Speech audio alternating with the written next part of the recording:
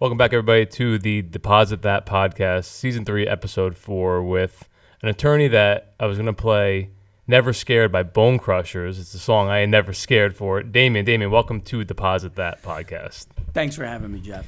You said you never really come into the city. We don't remember the last time other than going to Arthur Avenue for a nice meal. That's right. I think that it has to be before the pandemic. Crazy, right? That I've been in New York, and I went to law school here. But you have your office space here in New York too, right? I do. How does that work? I have an office that I rent at 11 Broadway. Right here on Broadway. Yeah, downtown. And I actually sent my paralegal there just to make sure the building was actual still there. office was still there. He went recently. So why don't you tell everybody what you do, what you specialize in, and then we'll get into a nice story. So I'm a litigator.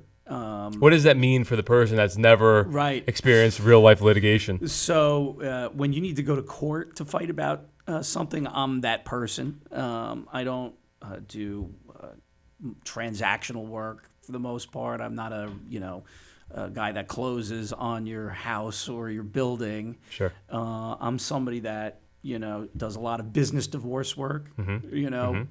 Partners in businesses who can't get along with each other anymore, and which is almost inevitable, unfortunately, in many cases. In many cases, it is. But you'd be surprised how many long-term partners work out. I'm also like a crisis manager, psychologist, and problem solver for my clients. I'm like Tom in The Godfather, the trusted consigliere. I get calls all day and all night for me to try and figure out, how to solve problems for people. A lot of times it requires litigation, and a lot of times it requires something else. So I'm sitting at home last night, about to go to bed. I got into like this Marvel series. My son wanted to watch Daredevil, so we watched Daredevil, and it turned into The Punisher. Now I'm on like The Defender, so I'm like Jessica Jones, The Defender, hooked on Iron Marvel. Fist, Luke Cage. I watched them all. They're incredible. Love them. I feel like I've been left out of this like Marvel concept for 33 years, but now I'm on it, right? So I'm sitting there last night, and My wife makes fun of me all the time. Better, right? Yeah. It's because you're happy. That's I'm why. happy. She doesn't want you to be happy. Yeah, right. Anyway, I'm sitting there, and I'm like, what am I going to wear tomorrow, And then I said, well, I can't have him come in with a suit and tie on and me be sitting here without a suit and tie on, right? So that's the reason why I feel like I'm back at Halloween. You faked me out because I went on and watched some of your other episodes, and you weren't wearing a suit and tie. I said, well, I can't show up with a suit and tie. So the theme of this season that we're in is sports mindset and business, and the key is getting back to business, right? I think playtime's over. Coming out of the pandemic, a lot of people kind of just did nothing, like you said, 15, 16, 18 months, however long it's been. The key is getting back into the old school ways that got us to this point in the first place, right? Handshakes, being presentable, respect. No more elbow bumps. No more elbow bumps, none of those. No more liking text messages. Like, let's get back to business. So that's why I'm back in my suit and tie. Strictly for you, though. So next guest might not get that. But tell everyone how you became the litigation specialist expert that you are, and maybe start off by the story that got you to where you are today. Well, when I went to law school, I knew that my skill set wasn't going to be behind a desk and just drafting contracts.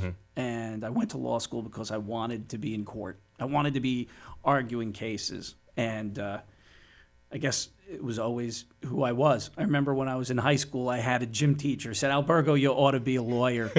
Because I would argue with her about everything. Did you grow up in Jersey? I did. I grew up in River Edge, New Jersey, in Bergen County. And I always guess I guess I'm only qualified to do one thing. It's being a litigator. I don't know what else I would do if I wasn't a litigator. But I really found a love for doing the business divorce type stuff almost 20 years ago when I had joined a new firm and I got this case. It was totally outside my area of expertise. It was two guys. We'll call them Bob and David. Okay. And they owned a medical device manufacturing business. And they were getting older. They were maybe in their 60s. And the business wasn't doing well. And Bob was like the engineer who designed the device and knew how to run the business. The innovator? He was the innovator. And David was the schmoozer salesman.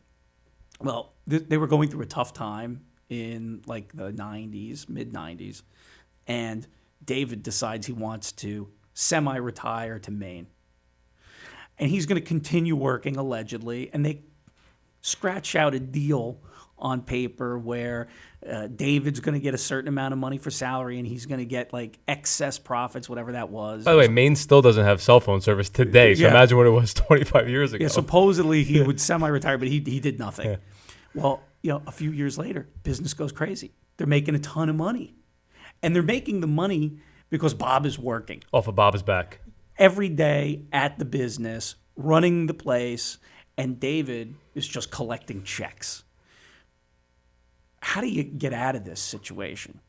And most people, I'm assuming, do it the illegal way, I'm going to guess, or take money off the top, resentment builds, right?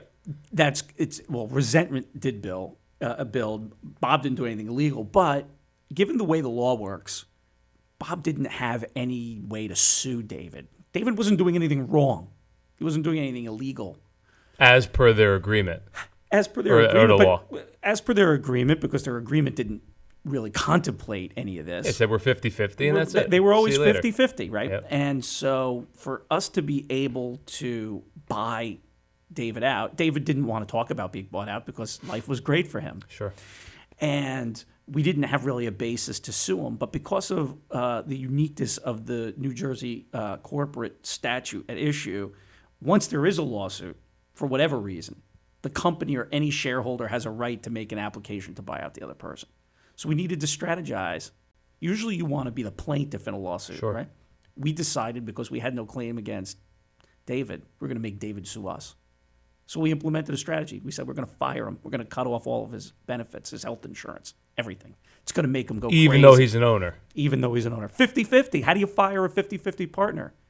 We were in control of the bank accounts. So we stopped writing him the checks. We knew he was going to sue us. Cut off his income stream. We wanted him to sue us. Of course.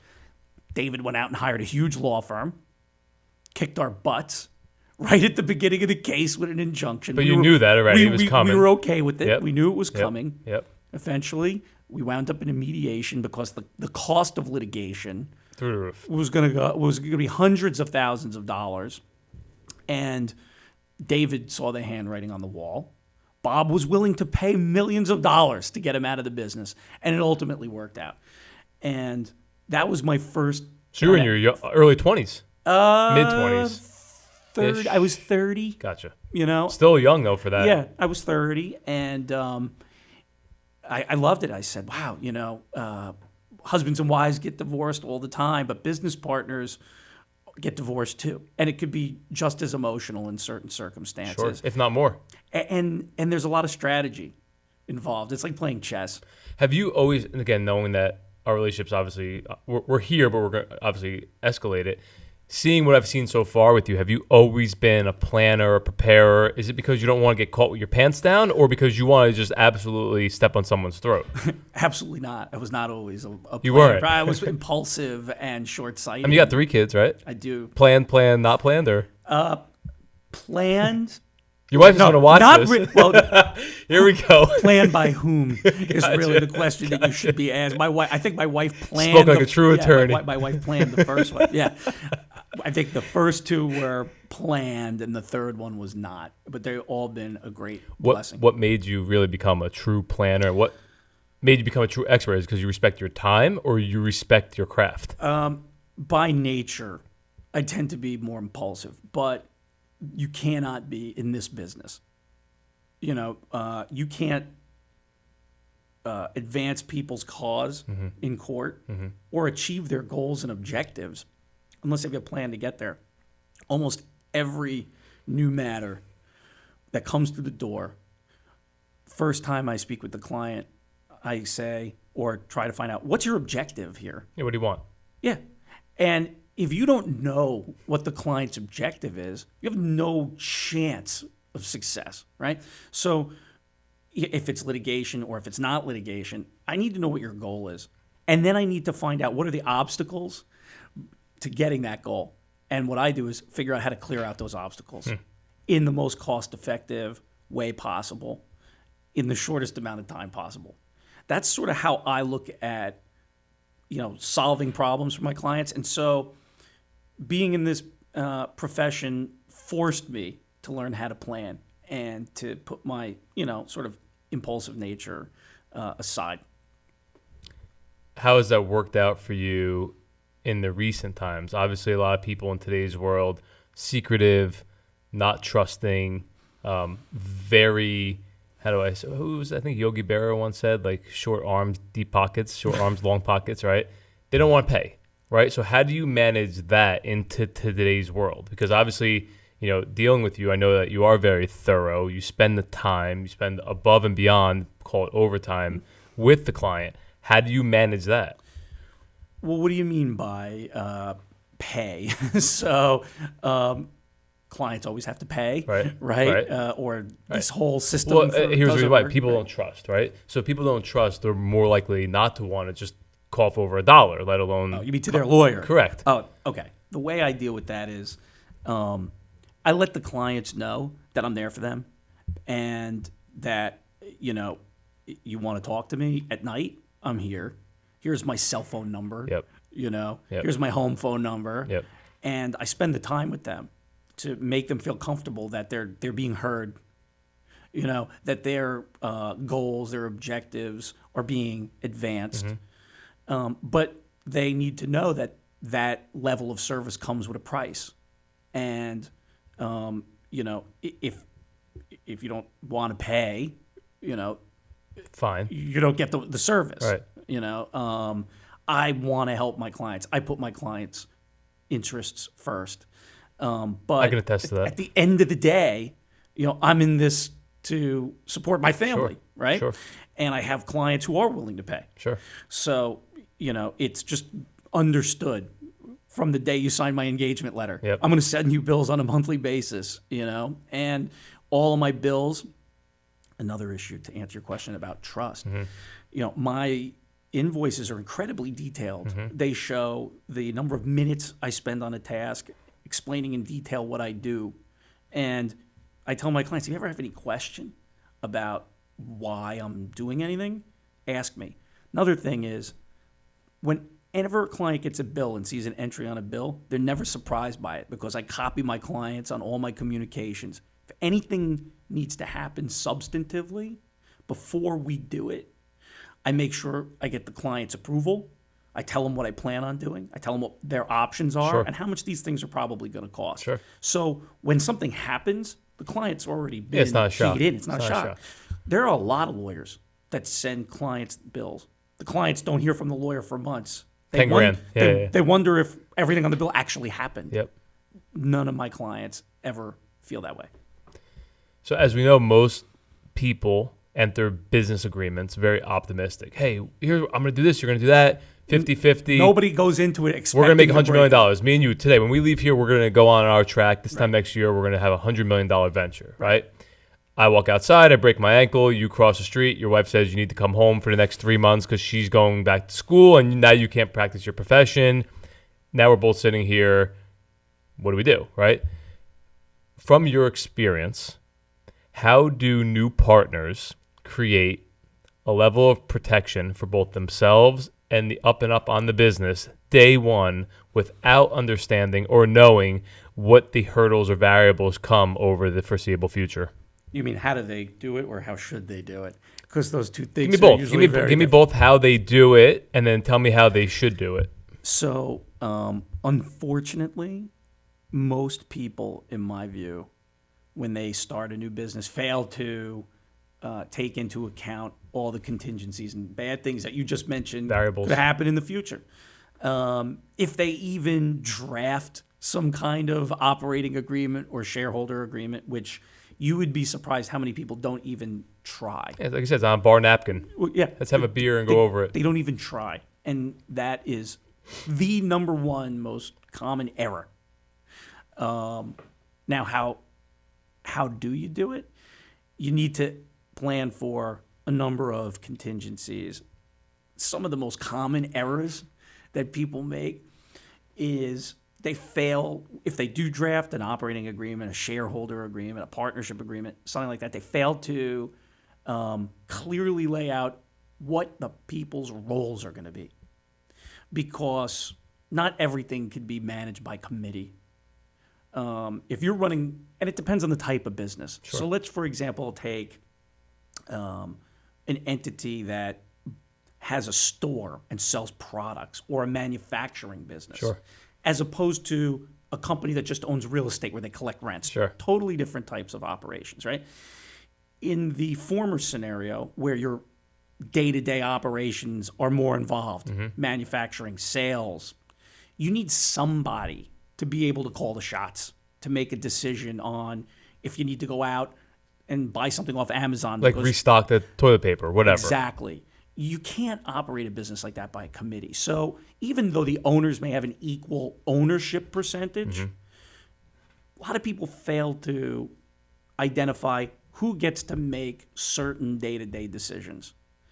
And when a problem arises later, and now you have other partners saying, we don't agree to this, it creates deadlock. And deadlock is one of the most common problems that face partners after. So a true standstill. True standstill. You can't do anything. Let's say you need to refinance the business. You need to take out a new loan. You need Whatever to the case increase is. your credit line. Yep. The bank now wants all the owners to sign off on it. They won't do it. So oftentimes you just don't contemplate the roles of the people. So would you recommend, I'm going to call it like an ongoing forward operating agreement, where like day one we sit down and say, hey, here's what we think, but I'm giving an example. Hey, we opened up another store. Okay, now we have to put in that on Monday, Tuesday, Wednesday, Jeff's opening it up, and then Thursday, Friday, Saturday, Damian's responsible for opening it up. Or how do you see that? Because what I've experienced is, again, I'm 34, but I feel like I'm 84 when it comes to business, because I made plenty of mistakes from these things here, right? Because in school, I majored in marketing and girls. I mean, football in college. Yeah, me too. But not football. You know that, right? Yeah. But really business and marketing. But in my business courses, they never explained operating agreements, how to set up partnerships and all this stuff. Yeah, you knew what a partnership was and an LLC was, but that was it. But my first venture, I put up $63,000, nothing in writing, you know? I thought I was an owner. Yeah, I put up 60. I didn't know there was an operating agreement or whatever, right? Right. So you don't know what you're going to face until you face it. So how do you keep trying to hit a moving target on something that you don't know what those responsibilities are going to be, truthfully? Well, day one, for example, I just had some clients come to me and they were going to be buying a piece of property and developing it into like residential apartments and lease it out and hold it, right? And that's a very different situation than the situation we're talking about. So we said up front in the operating agreement, somebody's got to be the manager. Now I'm going to get into a little bit of a technical legal issue. You can have LLCs, for example, or it could be member managed, where decisions are made by the members collectively, or manager managed. Somebody's appointed one as the single manager. person. Could be one, could be several, and that manager in the agreement is given certain responsibilities. They have the right to hire and fire employees. They could have the right to execute contracts up to a certain amount of money. They can have the right to execute what you would expect the business needs. And if you identify who that person is from the get-go, you go a long way in solving that problem, because now you've given the person the authority under the documents to do what they need to do for the company, and everybody knows. Can that ever be challenged or disputed? So like I know something is like, hey, okay, let's say I'm the managing member. I have the ability to approve or cut a check up to $10,000, for example, and I cut a check for $9,000. Falls completely under my like scope of being able to do that. Can someone then ever challenge that or no? The answer is yes. There was an old saying from a lawyer that I knew who was fantastic. He became a judge. A legend. Yeah, and his saying was, the paper never refuses the ink. And basically what that means is you could do whatever you want, right? From a legal basis. But somebody could always sue you. Whether they win or lose is a totally different story, but in this country, all it takes to file a lawsuit is to have a story and a filing fee. That's it. That's it. Now, when you go to court, you say, Your Honor, my client's the manager. The agreement gives him the authority to sign contracts up to $10,000. This was a $9,000 contract. Hard case. Yeah, but it's not always that clear, right? So you can't assume and protect against every contingency, against every dispute that'll come later. But if you think enough in advance about the common mistakes that people make, and you try to avoid that, you can head off a problem later. Another example of that: what happens if somebody dies? What happens if the partner dies? A lot of times, these agreements don't contemplate succession planning and how to pay for that. Let's say you got two key employees. The business is making a ton of money. Let's say the business is worth $10 million. There are two guys. Each one share is worth $5 million. And one guy dies. You want to be in business with your dead partner's wife? Probably not. Or children? Probably Maybe not. So you can account for that.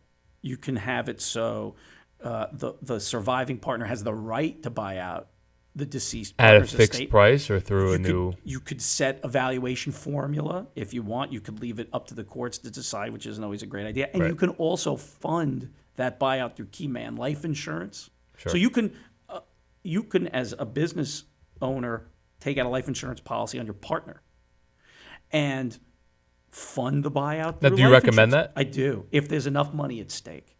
Up to or starting at $1 million? What is that number in your opinion? You got to look and see how much the premiums would cost you, right? I mean, if you're young and you're healthy, the cost of life insurance might be worth it. Might be worth it. Sure. So there are a lot of contingencies that people they don't think about. For example, you're a young, healthy guy. You're an athlete, right? Let's say you start a business with another young, healthy athlete, right? You're not thinking either one of you are going to die. Right. Right? Right. But you could get hit by a bus tomorrow. Yeah. So, you try to plan for those things to prevent, nasty litigation later. So let's say we have this brilliant idea. We want to make up our own real estate holdings company. We're going to go, change the world and make billions of dollars by doing so, right? Just me and you, 50-50. So we're getting into a real estate partnership, and we're going to buy our first property right here. We're going to put up 50% of down payment each. We're going to get financing for the balance, right? How would you personally set that up to protect both parties, right? And how would you set it up with the understanding that this may not work? Well, because a lot of our audience is obviously in the real estate space, and capital calls, repairs, divorces, you name it, right? Change of life plans, moving to Florida, whatever. Right. A couple of things. Number one, capital calls, are a big deal. For everyone that doesn't know, you want to explain what that is? Yeah. So let's say it could be any business. You expect, hypothetically, you need $500,000 to run this business, right? You spend the $500,000, you get the loan, you buy the property. Now you need more money. Something happens. You need to make some emergency repairs. Maybe your partner doesn't have the money. In your agreement, you provide for, if we need to raise new money, we have the right to do a capital call. All the partners have the obligation or the opportunity to put in their fair share.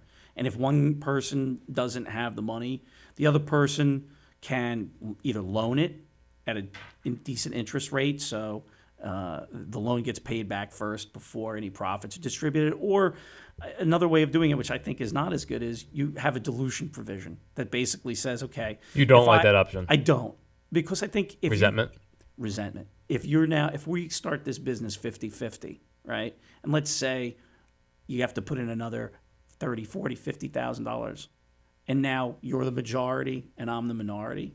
Now you call all the shots. I think that leads to resentment. It's better, I think, in my view, to do it as a loan.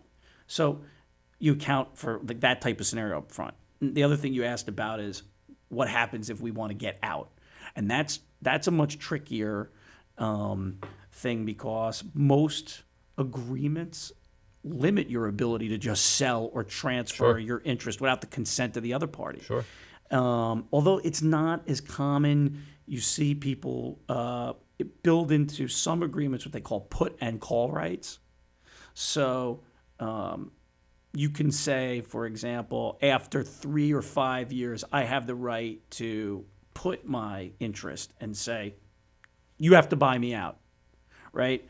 And at a certain formula, you can establish that. Or you can, which tends to be somewhat more common, create provisions that give the right to sell your share to someone, as long as maybe you give your partners the right of first refusal. Understood.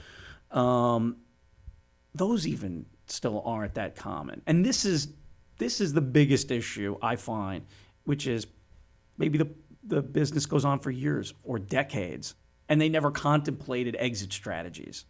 And now you're staring down a litigation. So do you see a lot of people in business also lose friendships because of this? All the time. And family members. Probably more common, family members, right? They get into business with each other. Well, they probably don't like each other to begin with.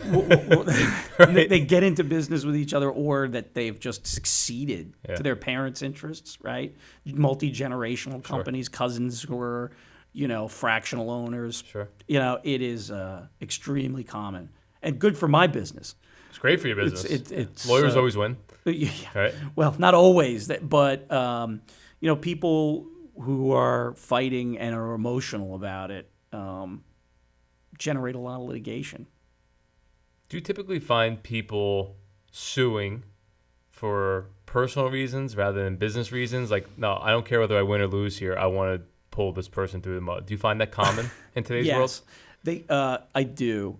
But they always say that, like, this is a matter of principle. Right. I'm fighting as a matter of principle. They usually say that until they get a few bills. Gotcha. And then principle's out the window? And then it's a matter of, this is costing me a lot of money. Gotcha. It's if I had a dime for every So it's principle up front, and then it's coming down to spend. Yeah, because it respect, hurt feelings, pride. Pride is Do you agree that there's a place for fighting for principle, or breaking balls, if you will, for principle? I guess it depends on the type of matter that you're involved in. But what I do is, business disputes, right? And I don't think that principle, when Doesn't it's apply. a business dispute, really should factor into it, because at the end of the day, the reason why you got into this business relationship in the first place is for money, right? And so if you're going to lose money at the end of the day, if your share of the business is worth like $500,000, but you've just spent $300,000 to litigate, Right. You just cost yourself 60% and maybe your partner offered you $300,000 to be bought out at the beginning. You would have done all. You lost $100,000. Yeah, you lost $100,000. So, how did your principal work for you in that situation? Yeah, you lost your principal. I always try and explain to my clients, and they say it all the time, this is a matter of principle. I said, tell me that in 6 months. Right, 25,000 in and everything else. Yeah, and I try to give the clients, where it's necessary, the bad news early, and forecast for them what's going to happen, and say, look, I know you think you got a great case. I know you're really mad. All of these bad things happen to you, and you want to sue, right? But you're going to spend this amount of money, and this is what you're likely going to get in return. Are you okay with that? Right. Most people will say, oh, I didn't realize. Right. I don't want to spend 25 to get back 30. I didn't know my case was only worth that. Everybody thinks their case is worth more, and everybody thinks the legal fees are going to be less. Right. Yeah, close that gap. Yeah, and so, I always try to tell them that up front. Maybe I've lost some clients and cases by being brutally honest. Rather that, though. Fine. But I'd rather that, because the clients that I have come back to me because, they know I'm going to tell it to them straight. Now, a good litigator has to have two sides to them. They have to be the lion, right, when they're in court or dealing with third parties. Sure. But they have to be the honest counselor in private with their client. Some lawyers don't understand the difference. They're always the advocate. And they have to be. They're always. They don't know any better. Advocate. They don't know their craft. And there was a great corporate lawyer. He was the gray-haired veteran. And he once told me, he said, don't be a cheerleader for your client. And I'll never forget it. If you're cheerleading for your client, you're not doing them any good. They don't need you. They don't need you. They may feel good Sure. today. They may feel, I got a guy who's really on my side. Sure. But if the result isn't what they had hoped, they're just going to be surprised. But don't you find that most people in today's world would rather that cheerleader? Yeah. They do, right? Absolutely. clients want emotional validation, especially today, from their lawyer. They really need that feeling of, I have somebody on my side who agrees with me, right? And sometimes you just need to tell your client, listen, I don't agree with you in terms of what you think you're going to get out of this, or what the likely outcome is going to be. And you got to give them a dose of reality. Look, if this is your goal and you want to go down this road, I will go down this road for you. But this is what it's going to cost, and this is what the likely outcome is going to be. I had this conversation with a client yesterday who really lost money doing a deal with a family member, but they didn't document it in writing. And now the family member won't pay them. They got to sue. The amount of money at stake isn't huge. They have risk, but they can't get over the emotional aspect of it. It's probably the toughest thing. I've been guilty of that. You feel let down. You're hurt. You trusted somebody. Now you trust your own. Now you don't trust your own judgment, instincts, all of the above. I've been there for many years. Yeah, it's unfortunate, because again, you think you know someone, and then when they don't deliver, and then you're the bad guy because you helped them when they needed it. Right. And what do you do? Well, old school ways, you do what you got to do, Bronx style. Today, in today's world, you can't do that anymore. It's almost like there are no. It's a lose-lose predicament. I feel like, even with an agreement in writing, it can be. I'm sure you see it all the time where people have even written agreements that are ironclad that people don't have it, or it's not worth the. Depends on the circumstances. Right. Not even the best written agreement can't account for all the potential variables and circumstances. Sure. And so in this situation where I was talking to this client yesterday, I said, look. How much money, just out of curiosity, was it? It's under $100,000. Okay, still a chunk. Yeah, but, that's their claim. The other side has a counterclaim. It's going to cost money to pay me to fight it. Sure. If my client loses, there's a provision in place that they may have to pay the other side's legal fees and my legal fees. Yes, now you lost that principal plus $100,000 in legal fees. And so I tell my clients, look, we can go down this road, or we could go down this road. And if we go down this road, this is what might happen. If we go down this road, this is what might happen. Tell me what you want to do. Do you think most disputes can be avoided up front with the right counsel, or no? You think just sometimes personalities just don't click? Most disputes, can they be avoided up front with the right counsel? I don't know how to answer that, because the dispute could be anything. There's no agreement that could prevent ego from getting involved. Or resentment. Money is always an issue. Is that 90% of what you come across? Money? It's mostly money and changed circumstances. Like you said before, two guys going to go take over the world, start a new business, but maybe one guy has kids and the other one doesn't. It goes through a divorce, whatever. Goes through a divorce, and their focus isn't there, and the other person's focus is there, and now, as you said, resentment. And ego come into play, and why should you be getting half when you're not contributing half? Right. So there's no agreement in the world that will prevent those feelings. What a good agreement may give the parties a more graceful separation. Right. Now, in today's world that we live in, right, what do you pick and choose as the catalyst for taking on the case versus not taking on a case? In today's world, knowing everything you know, with the court systems obviously being backed up, with people not wanting to spend $20,000, $30,000, $40,000 litigating, how do you basically pick your pitch to hit out of the park? Because I know you're not the guy that's going to take on a case that you think you're going to lose. I know that for a fact. It's a couple of things. Number one, how much are we fighting about? If I don't think that I can bring value to the circumstances because, let's say, the amount at stake isn't commensurate with the amount of legal fees that you would need to invest to achieve your goal, that's probably the number one thing. How strong is the case? Now, I don't only take good cases. I'll take cases where the clients have a tough case, but I'll tell them, look, you got a tough case, and maybe we need to file litigation knowing that we have a tough case just to try and create some leverage to resolve the situation. So from a strategy standpoint, maybe you need to do it, but you say, look, there's a lot of risk if this thing goes too far down the road. Will you pull that plug as counsel? You can't always just pull the plug. Can't. Yeah, sometimes you can't. If the other side answers, sure, you might be in too deep. You could be in too deep. So the number one thing is probably the amount that's at stake.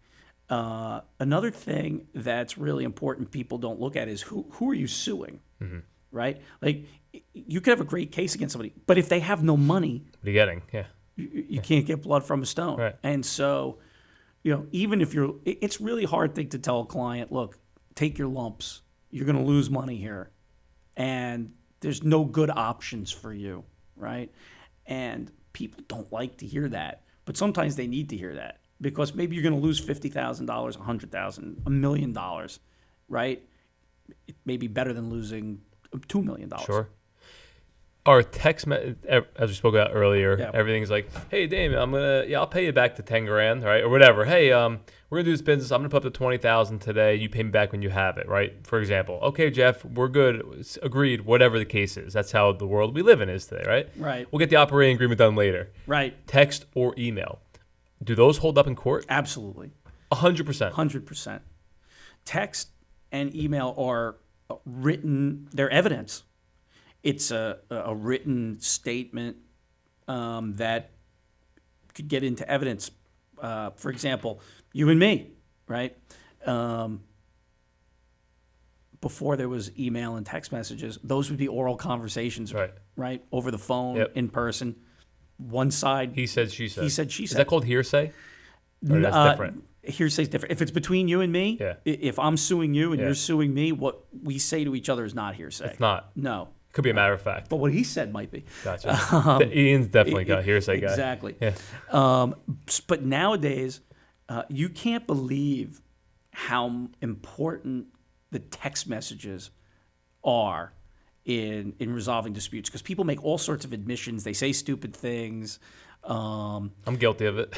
Who isn't? Everyone, right? Who isn't, right? I'm not with you. I can't punch you in the face, but I'm gonna kick your ass, dude. Well, they're not fully formed thoughts often, right? Reactive. And so, and they're sent immediately. There's no reflection. I'll draft an email, and I'll sit on it, and I'll edit it, and I'll rewrite it, and then I'll send it later. And there was thought put into it. When you're cool, calm, and collected. That never happens with text messages. Right. So they absolutely are admissible in court. Do you find judges are mostly older, right? Older generations. Do they kind of weigh it more or less, or not really? No. I think the courts have gotten used to these forms of communication. I mean, if we're in a dispute and you say, Damian told me so-and-so, and I say, that's not true, and you have the text message that, Damian said it. Credibility. Shot. Yeah, it's admitted into evidence, and I've just been proven to be a liar. So absolutely, if you have text messages and you have emails, save them. Gotcha. Particularly if you're planning a breakup with your business partner. Sure. Right? Save everything. Interesting. Turn on that iCloud. Yeah. Save back those it all messages. Up. Yeah. Back it all up. Now, do you find most people are guilty of that, like saying the wrong thing in text or email and then it reappearing? You have to see crazy stuff, I'm all assuming, the time. right? Like, why didn't you tell me about this email? Oh, I forgot I sent it. Yeah. All the time. Oh, yeah. Being surprised. Sure. Yeah, by your client because they didn't give you everything happens. Now, in your position as counsel, would you rather be the one suing or the one defending? If you had to pick one side. I'd rather be the plaintiff. All the time. Most of the time. Except that that situation I mentioned earlier. Yeah. We didn't have an option really to be the plaintiff. So in that case, we actually wanted to be the defendant because That's a very rare occasion, though, right? It is rare. Because you have more momentum when you're the plaintiff. Maybe you're taking the other side by surprise. Right. You get the first foot in the door. Sure. Hit hard first. Exactly. And so almost every time you want to be the plaintiff. That's the way I was taught. Be the plaintiff. Do you see that trend continuing with the way the courts are right now? Absolutely. When do you want to get hit first? Yeah. Never. Right, never. Yeah. So from a response standpoint, are you somebody that always looks to develop a rapport with the other side, maybe look to settle it outside of going down the normal route? Like, what's your strategy in that? Because I know some people like to just get to the bottom line and some people like to drag things out. Do you take each case by case, or are you the guy that wants to try and like, look, here's the deal, here's what we're looking at here. No reason to spend 10 months doing this. What's your stance you on mean that? how I deal with opposing counsel? Yeah. Because I'm sure there's an ego battle that comes in, but I also feel like you're not the guy that has an ego battle when it comes to this. You're more of a matter of fact guy. I try to be. I mean, I try to look at this as a profession, and that the lawyer on the other side of it has a job to do, just like I have a job to do. And what I try and convey is, listen, when we're between the white lines, I'm going to play hard, but I'm gonna try and accomplish the best result I can for my client as quickly as possible, as cost effectively as possible, and I recognize that may require that you do the same. You negotiate with me, and I try to understand where everybody's coming from to try and come to the best resolution early. However, there are times where you just need to be aggressive, and you need to beat somebody over the head with your pleadings and your motions, and maybe you're seeking emergency injunctions, and you create that leverage and that pressure, where something has to be done, and you settle. 98% of all civil cases settle before trial. 98%. 98% of all civil cases settle before trial, because the cost of litigating and the risk doesn't pay. It's so much. So what's that 2%? Personal injury cases. Mostly personal injury cases, I think. Because insurance companies are paying. Because the insurance companies are paying. That's very true. But most business divorce cases settle before trial. And I try to get to the bottom line early. I'll have a conversation with an adversary that I'll say something like something like this. Listen, Jeff, I think I got a good case. You got my papers. You had a chance to see them. This is what we want. So I'm showing you my hand. You got the papers, right? You got served with them. Yep. You see what we're saying. Yep. This could play out for years. We could spend a ton of money, right? You and me will do great, but is that what's in our client's best interest? Talk to your client, see if there's anything that we could do here. That's generally the pitch that I try to make to the other side. And the other side may come back to me and say, Damian, my client thinks you're all wrong, and here's why. And I want to tell me why I'm wrong. Gotcha. Explain it to me. I'll go talk to my client, and I'll come back to you. And we'll have a dialogue. I always try to have a dialogue, with my adversaries. There's very little reason not to. If we just can't agree, then that's why we have judges.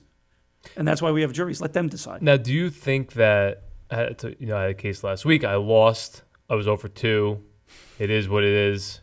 Moral victory, whatever, right?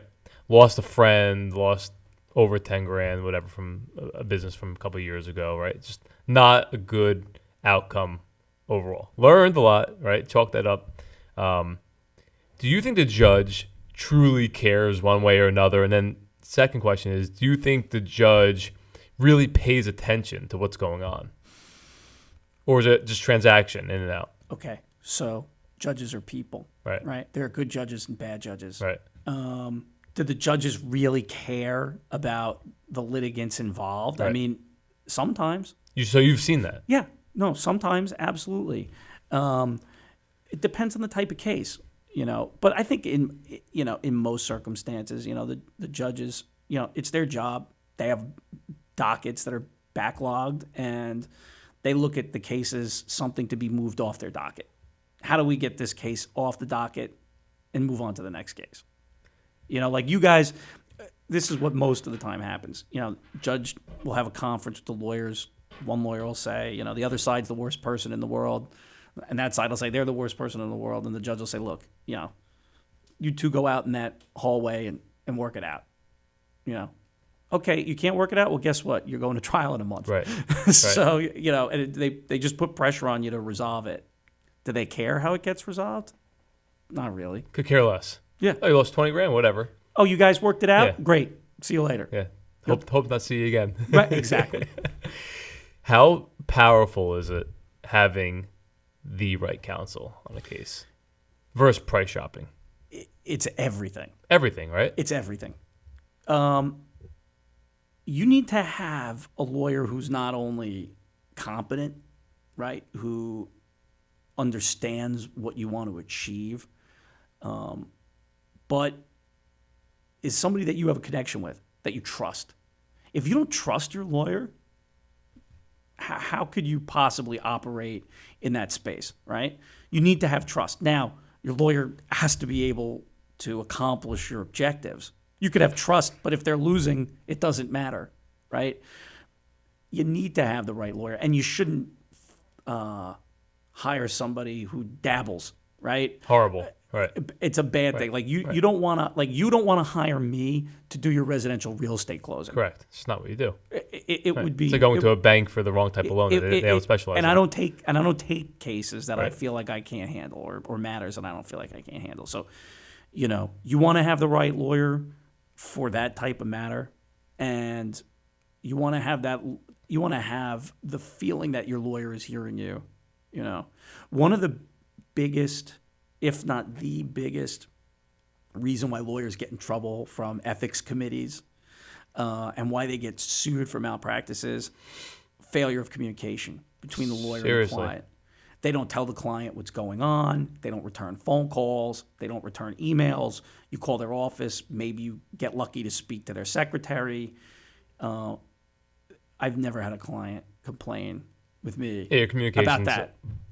Here's my cell phone number. By the way, shout out to Chris from Town Title for making this connection. Thank you, Chris. You won the first one.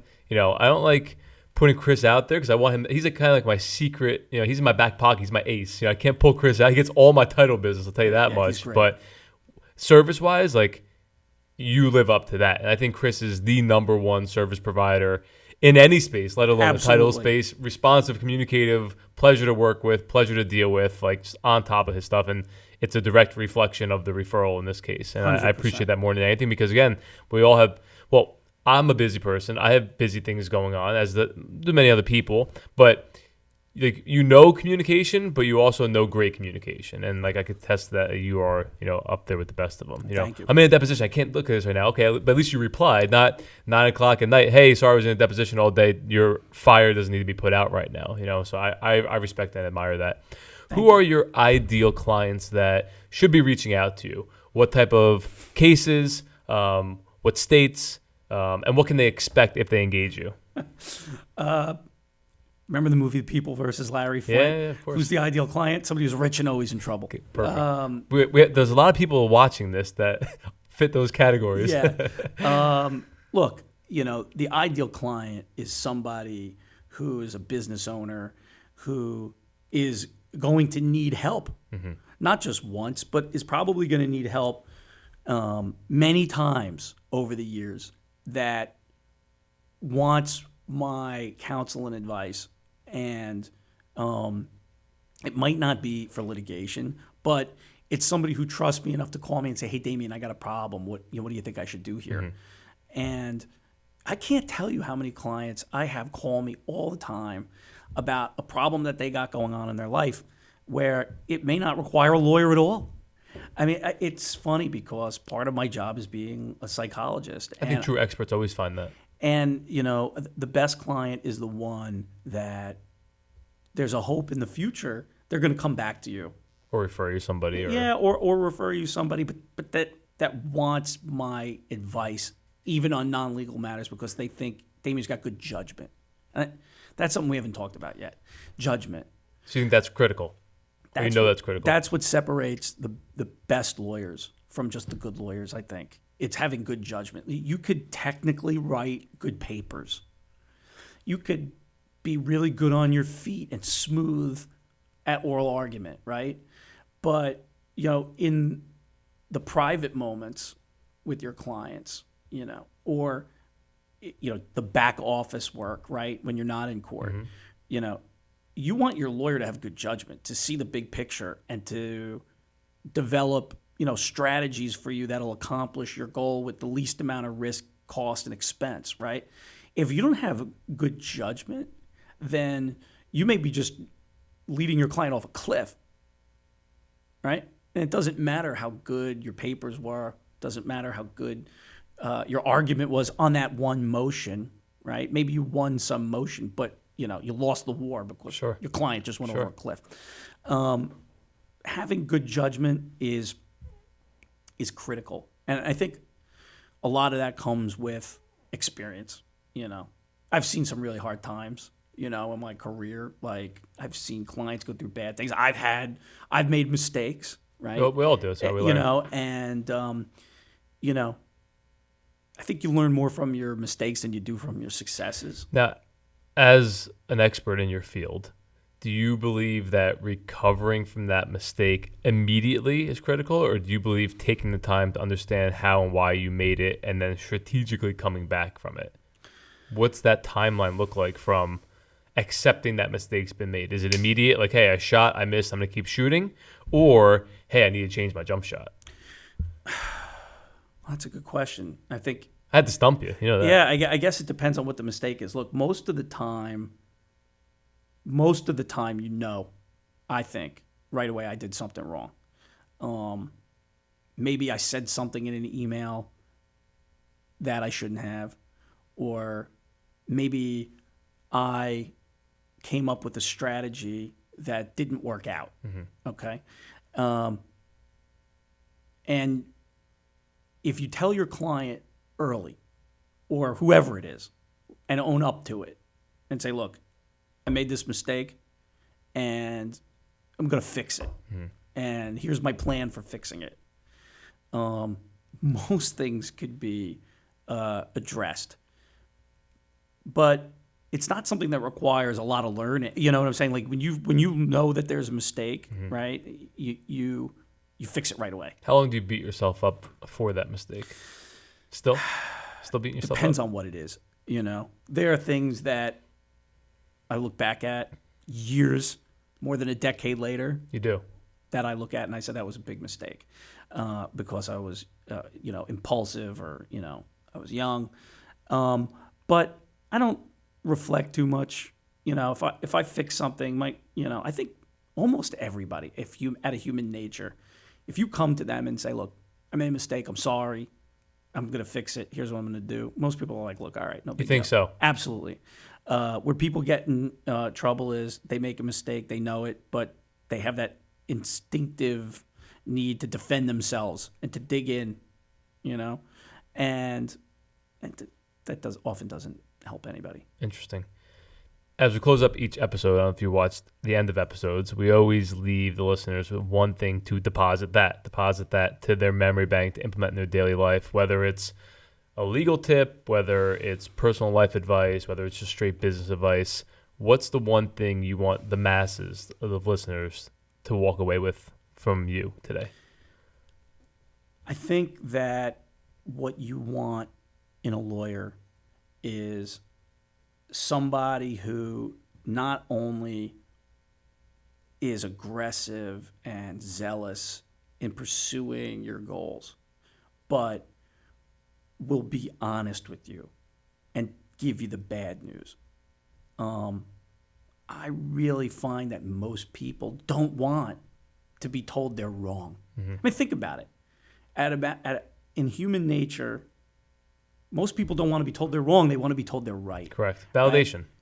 And exactly. They want to be validated, even if they're not entitled to validation, right? And you want a lawyer who exercises good judgment, is diligent, is prepared, but is willing to tell you, look, you're on the wrong track. most people don't realize that a great lawyer is one who has two sides to them. As I said before, the lion, Sure. right, to third parties, but the honest, advisor in private. I think that's the most important thing I want. People who are thinking about hiring me or another lawyer is, understand that a great lawyer, they need to be able to be more than just an advocate. For example, how many times do you drive past a lawyer's office and it'll say counselor at law? Yeah. Counselor. How can people get in contact with you? What's the best way? Best way to get in touch with me is to email me. We'll put your email right here somewhere. I am somewhat old school in that, you can always call my office, email me. That's, I think, the best way. Interesting. And I think, from dealing with you, I'm confident that you can go toe-to-toe with the big firms, the best of them. Does being your own solopreneur, if you will, ever weigh in on either a cost strategy or a level of effectiveness, or is it sometimes David versus Goliath? Well, that's a great question. I'm glad you asked me that. So I've been practicing law this year, will be 21 years. So that was my number, and we're in 2021. Paul O'Neill. There you go. Yeah. Was that your favorite guy? Yankee? Yeah. Really, Paul O'Neill? I was at his last game Wow. in the World Series. But for 18 of my 21 years, I was in big law firms. And I learned that, how to be a big firm guy. I was involved in sophisticated, cases, high stakes cases. And then I went out 3 years ago on my own. And now I have, another lawyer who works for me. And I have an assistant. And I like going up against the big firms because I know I could go toe-to-toe with them because I learned in that environment. Now, look, sometimes you just don't have the firepower to keep up with a big firm. Sure. They'll throw 5 people on it and they'll just bury you in paper. Yep. And I'll know. And I've told clients, listen, I can help you, but the problem is you probably need I'm outnumbered. more. Yeah, I'm going to be outnumbered. You want me to?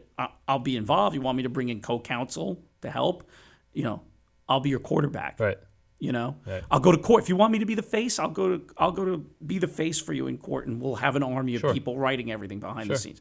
But I was a big firm guy for a long time, and I think that experience was totally invaluable. I've seen a lot of different things that maybe somebody who came right out of law school, who started, hung their own shingle, will never see. Interesting. So my son's favorite song is Billions by Jeezy. He used to be Young Jeezy. Now he's just Jeezy. Because he got old. Yeah, I think now he's old Jeezy. Right. But he says, tell my lawyer, watch my lawyer, told them both, watch my accountant. Ha! So that's it. You better have 2 attorneys and 1 accountant. But I appreciate you coming in to say today. Thank you for everything you've done for myself and everyone I've referred you so far. Thanks again, Chris, for making the introduction. And look, hopefully we're more on the aggressive side moving forward rather than sitting back taking it. But I look forward to see what our relationship has to hold and then where we grow from here. So I appreciate you coming on. Jeff, thanks for having me, and I'm really glad that I got to know you and have the opportunity to work with you. We got to get you and your wife and kids some deposit that shirts too. Yes. They'll be mailed to your house. I'll send you an Albergo Law Group shirt. Perfect. Appreciate it. Thank you. Take it easy.